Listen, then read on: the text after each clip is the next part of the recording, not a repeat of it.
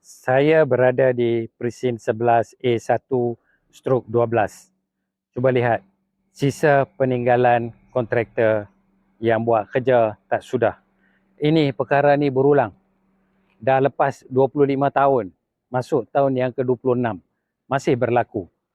Sampah dibiarkan begini, sisa-sisanya. Cuba lihat kat belakang. Tengok. Dibiarkan begini dengan begitu lama. Mereka sepatutnya menyediakan roro dan terus angkat dan buang. Tapi ini tidak berlaku. Mereka tinggalkan begini.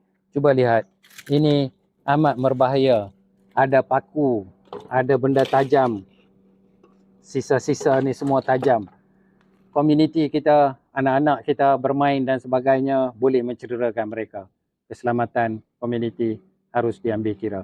Saya harap pihak-pihak wajib yang bertanggungjawab ke atas kontraktor ni ambil tindakan segera dan pastikan ianya tidak lagi berulang pada tahun 26. Walaupun dah mula 26, kita masih ada ulang. Selama 25 tahun, inilah yang berlaku. Wallahi astalavi. Tengok ada sisa plastik, sampah plastik dan sebagainya. Semua ditinggalkan. Ini boleh lihat. Tengok.